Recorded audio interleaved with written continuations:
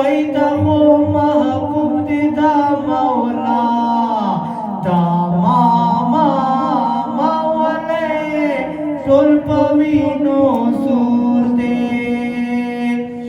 د ټول گفتار عالیشان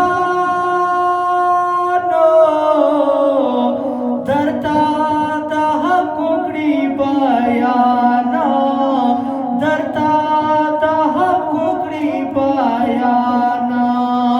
وایدا خو امام الانبیاء ولی وایدا خو